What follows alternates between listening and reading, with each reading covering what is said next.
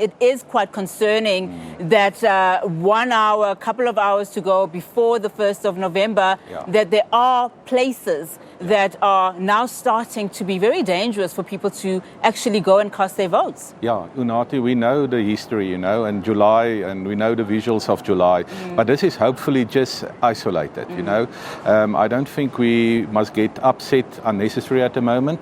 It's hopefully isolated, and it looks to me, visually speaking, if I look at the visuals, that the police are in control, and the SADF is also, we know, deployed. So I'm hoping as a normal South African citizen and also as a commentator that things will go well. We need this election. South Africa need good elections because it's one of the pillars of our democracy. Well, one does certainly hope that it is isolated because, even our reporters saying that this area took everybody by surprise. I would imagine it's not one of the 300 hotspots that have been identified by the SAPS, but I certainly hope so that it is isolated and the police have, it under control. But perhaps let's move on now to talk about just the lay of the land in terms of this local government elections. A lot of new independent candidates coming out, some of them coming out from, the top 3 political parties and forming their own, political parties. Why then should, South African citizens believe that these candidates are the ones that will bring in the change that is so necessary? Well, I think in the first place, it's healthy for a democracy that there are new voices, new parties, new kids on the block. But we must remember we've got also our regulars, and those regulars normally take about 80% of the vote. So we're talking about 20 or 15% that is open for new candidates, for independents, etc. But once again, I would like to reiterate that it's healthy for a democracy that we get this new blood flowing in. The interesting thing is that we have local elections, and local elections is slightly different than national or provincial elections, in the sense that it's ward-based. Now, I know there's a proportional part of it also, but that means who's the person in your ward, So it brings democracy very close at home. It brings democracy right there where you live, in your specific town or city, and therefore it's very important that new voices come forward, new parties, because the old parties, the more established parties, they have their own problems. And it's good for a democracy that challenges and new perspectives come forward, for South Africa. But may I just end at this stage to say, this part of my answer, to say that the more established parties will be there. And what is of concern, help me understand this. So you do have this new blood that is obviously anchoring the new democracy that we are currently seeing, which is good for democracy. It's good for South Africa, but is it good for governance? I'm saying that they're coming into a system that's fully entrenched, fully well established, and it's a system that's been there since 1994 that has not provided for South African people. We have gone through all 9 provinces during the time that the politicians were campaigning. We've seen the abject poverty in some of these areas where there has been no basic service delivery for many, many years. Can that one individual candidate be armored, to make the change? And that's probably where the concerns are coming in from citizens. Yeah, I think absolutely legitimate, that in many ways, you have not very good management, especially at local level. I don't have to elaborate on that. It's for everyone obvious. There are exceptional cases, this makes the whole election interesting. There are successful municipalities, and maybe even a metro or two. So there are benchmarks, But I think very important is that these independents that you're referring to, or the new blood flowing into the democracy, those candidates can make a difference, in coalitions. I don't think you'll get people with massive, seats in a specific municipality or a metro, but their voices, and they could be new, younger people. We really need better coalitions where we can, and or challenges within the different municipalities or metros, challenges for those established parties that have not delivered, as we as South Africans really dearly need, you know. I mean, you talk about success stories and benchmarks, but we know that in those municipalities that do very well, the Madibengs of the world, the Imfolenis, people there still continue to vote for those parties that have disappointed them. Yeah. Why is that? That's an important question. I think it could be emotional.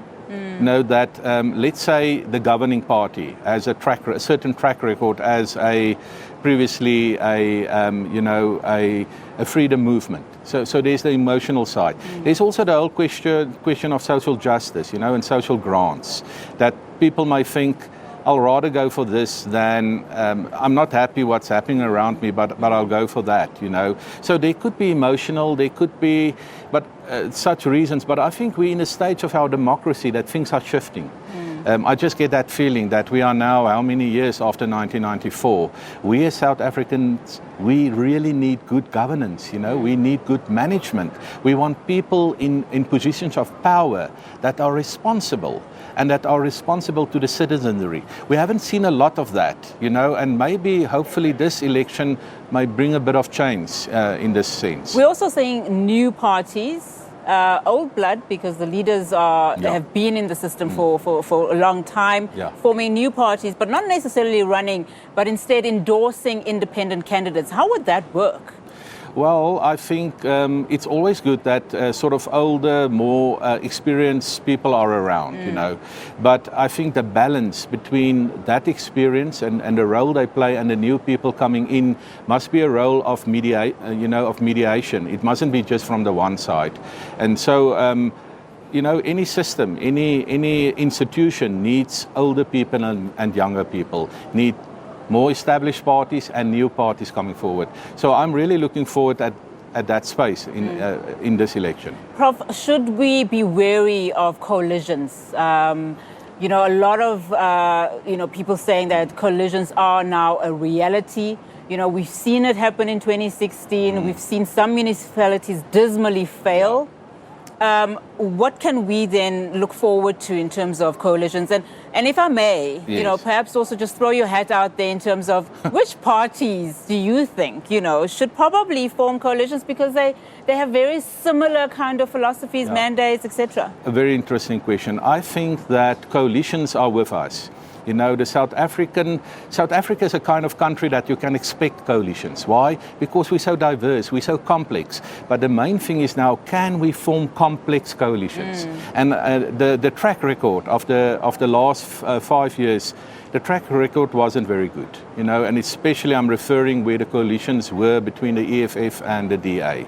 So one would hope that when you have coalition in the air, that the different parties would form some kind of contract. That's the case in Germany, for instance, which has a very strong coalition tradition.